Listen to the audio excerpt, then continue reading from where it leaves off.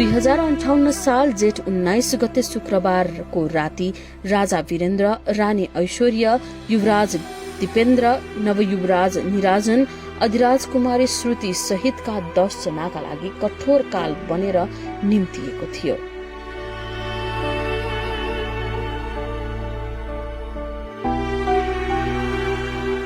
घटनामा राजा वीरेन्द्रका कान्छा भाइ धीरेन्द्र शाह, राजपरिवारका सदस्यहरू शान्ति, श्रद्धा, जयन्ती र श्रद्धाका पति कुमार खड्ग विक्रम शाहलाई गोली हानेर मारिएको थियो।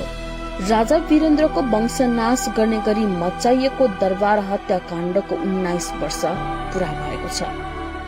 19 वर्षको यस अवधिमा अनेकन व्यक्ति सत्तामा पुगे, तर राजा वीरेन्द्रको परिवारको मूल नष्ट गर्ने गरी मचाइएको हत्याकाण्डको चित्त बुझ्दो कारण अहिलेसम्म पनि जनताले पाएका छैनन्।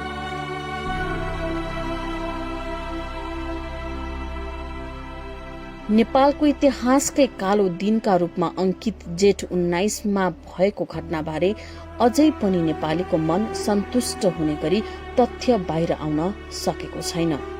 हुन त राजा वीरेन्द्रका सहोदर भाइ ज्ञानेन्द्र स्वयं हत्याकाण्डपछि राजा बने, तर मानिसलाई पत्यार लाग्ने गरी उनले पनि घटनाको छानबिन गराउन सकेनन्। सर्वोच्च अदालतका तत्कालीन प्रधान न्यायाधीश केशव प्रसाद उपाध्यायको नेतृत्वमा सभामुख तारानाथ राणा भाट सदस्य रहेको उच्च स्तरीय छानबिन समितिले प्रेम वियोगमा परेका युवराज दीपेन्द्रबाट हत्याकाण्ड मचाइएको प्रतिवेदन त दियो, तर उक्त प्रतिवेदनलाई अहिलेसम्म पनि मानिसले पत्याउन सकेका छैनन्।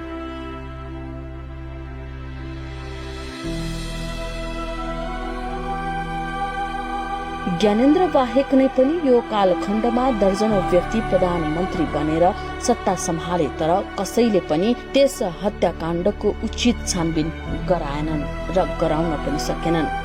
वीरेन्द्रको वंशनाश भएको नारायणहिटी दरबारको प्राङ्गणमा उभिएर इतिहासकै सबैभन्दा ठूलो हत्याकाण्डको तथ्य सार्वजनिक गर्ने आश्वासन प्रत्येक जसो शासकले दिए,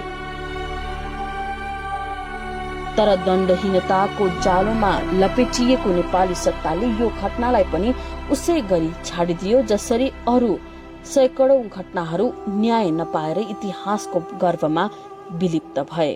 नेपाली जनताको मनमा विकासवादी, शान्ति प्रेमी र एक शालीन राजाका रूपमा स्थापित वीरेन्द्र अन्तर्राष्ट्रिय जगतमा पनि उत्तिकै लोकप्रिय मानिन्थे, तर उक्त अकल्पनीय काल रात्रिपछि उनी संसारमै एउटा दुखद घटनाबाट परिचित रहे।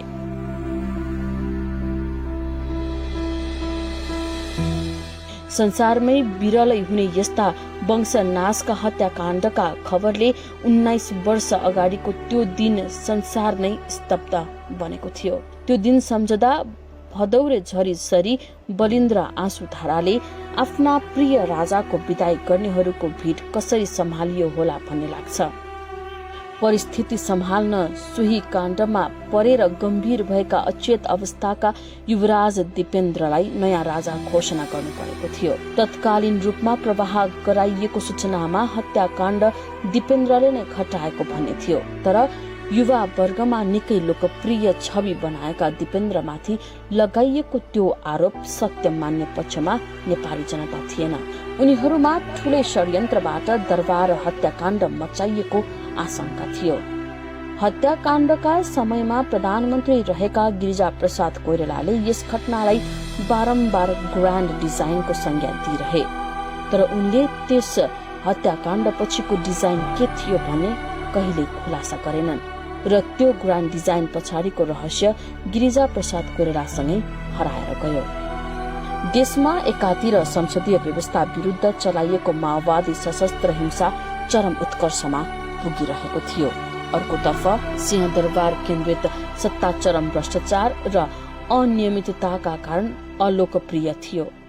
जनता देशको राजनीति प्रति अत्यन्तै निराश थिए। शासन प्रशासन राज्यको ढुकुटीमा लुट मच्याउने खेलमा लिप्त थियो, जुन अहिलेसम्म कायमै छ। यस्तो बेलामा कल्पना पनि गर्न नसकिने एउटा भयंकरको वज्रपात नेपाल र नेपालीले सहनु परेको थियो। मुलुकमा बहुदलीय व्यवस्थाको पूर्ण बहालीको माग गर्दै जनआन्दोलन हुँदा जनतालाई शक्ति छाड्ने र नछाड्ने भन्नेमा दरबारभित्र तीव्र बहस हुँदा उदारवादी राजा वीरेन्द्र जनतासँग शक्ति साझेदारी गर्ने निर्णयमा पुगेका थिए। त्यसले पनि उनीप्रति सबै खाले नागरिकको सम्मान थियो। कट्टरतावादी दरबारियाहरू कुनै हालतमा पनि बहुदलीय व्यवस्था पुनर्स्थापना गर्न नदिने पक्षमा हुँदा पनि राजा वीरेन्द्रले आफ्ना जनतासँग नै सत्ता साझेदारी गर्ने बाटो रोजे। 2046 सालमा मुलुकमा नेपाली कांग्रेस र कम्युनिस्टहरूले सुरु गरेको जनआन्दोलन उत्कर्षतर्फ पुग्दै गर्दा राजा वीरेन्द्रसँग सत्ता टिकाउनका लागि राष्ट्रिय सार्वभौमिकतामै कटौती गर्ने खालको प्रस्ताव भारतले पठाएको दावी गरिएको थियो। उक्त प्रस्तावपछि राजा वीरेन्द्र मुलुकको सार्वभौमिकता कटौती हुने विदेशी प्रस्तावमा लम्पसार परेर सत्ता टिकाउने भन्दा दलका नेताहरूसँग साझेदारी गर्ने पक्षमा उभिएको तथ्यहरू स्थापित भइसकेका छन्। आजभन्दा 75 वर्ष अघि विक्रम सम्वत 2020 साल पुस 14 गते पिता महेन्द्र र माता इन्द्र राज्य लक्ष्मी शाहको जेठा सन्तानका रूपमा जन्मिएका वीरेन्द्रले विक्रम सम्वत 2028 सालमा बाबु राजा महेन्द्रको निधनपछि राजा बनेर राजवंशको परम्परा सम्हालेका थिए।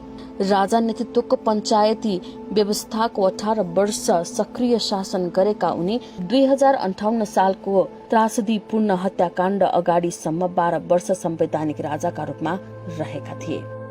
सक्रिय शासन सम्हाल्दा भन्दा पनि संवैधानिक हैसियतमा रहँदा उनको लोकप्रियता बढी चुलिएको थियो। दलका नेताहरूले चलाएको शासनले जनतामा निराशा छाइरहँदा पनि उनले संविधानको कुशल अभिभावकको भूमिका निर्वाह गरिरहे। निहित स्वार्थका लागि केही दरबारियाले सत्ताका लागि उक्साएर विवादमा तान्न खोजे पनि उनले त्यसलाई लत्याउँदै आएको उनीसँग लामो उठबस गरेका तत्कालीन शासक प्रशासकहरू बताउँछन्। रहस्यमय उक्त हत्याकाण्डसँगै नेपाली माटोबाट राजतन्त्रको जरो हल्लियो। संसदीय प्रजातन्त्र माथिको प्रहार झन तीव्र बन्यो। प्रजातन्त्र र राजतन्त्रको साझेदारी संवैधानिक राजतन्त्र नै नेपालका लागि उपयुक्त बाटो हो भन्ने बीपी कोइरालाको विचार पनि त्यो हत्याकाण्डसँगै कमजोर बन्यो। जनताका प्रतिनिधिले शासन र राजाले राज्य गर्ने भन्ने सम्झौता पनि हत्याकाण्डले चूर्ण बनाइदियो। वीरेन्द्रको वंशनाशपछि राजवंश सम्हाल्न आएका उनकै भाइ ज्ञानेन्द्रले दाइको स्थानमा नबस्ने भन्दै आफ्ना पिता महेन्द्रको सक्रिय शासनको बाटो पछ्याए। यस्तै राजतन्त्र र दलहरूको दूरी बढायो। मौकाको ताकमा रहेको माओवादी अनेकन षड्यन्त्रको सिद्धान्त प्रयोग गर्दै परम्परागत राज्य सत्तालाई कमजोर बनाउन सफल पनि भयो। नेपालमा प्रजातन्त्र र संवैधानिक राजतन्त्र रहेको हेर्न नचाहने देशी विदेशीहरूको गठजोडबाट अन्ततः नेपालबाट राजतन्त्रले नै बिदा पायो। विपरीत ध्रुवका विचार बोकेका कांग्रेस र कम्युनिस्टका बीच मेल भयो। मुलुकमा परम्परागत संसदीय प्रजातन्त्रको स्थापना वर्णसंकर व्यवस्थाको गाड थपियो। मुलुकमा गणतन्त्र त स्थापित भयो, तर यस तन्त्रको जग नेपाली भूमि भन्दा बाहिर रहँदा वर्तमान शासकहरूका लागि दिल्ली र बेजिङको खुला हस्तक्षेप हुँदै गएको छ। दक्षिणको भारतले कालापानी, पश्चिम काली पूर्वको नेपाली भूमिमा कब्जा जमाउँदा उत्तरी चीनले सगरमाथा आफ्नो भूमिमा रहेको प्रचार छेडेको छ। अमेरिकी युरोपियनहरूको स्वार्थमा संविधानका पानाहरू नै रंगिएका छन्। विश्वमा क्रान्तिले तत्कालीन रूसी जार शाहको वंशनाश गरिए बाहेक यस्तो दर्दनाक घटना संसारमै विरलै भएको छ। यस्तो कठोर काल बेहोर्न विवश भएका तत्कालीन राजा वीरेन्द्र सहित दरबार हत्याकाण्डमा ज्यान गुमाएकाहरूप्रति हार्दिक श्रद्धा सुमन।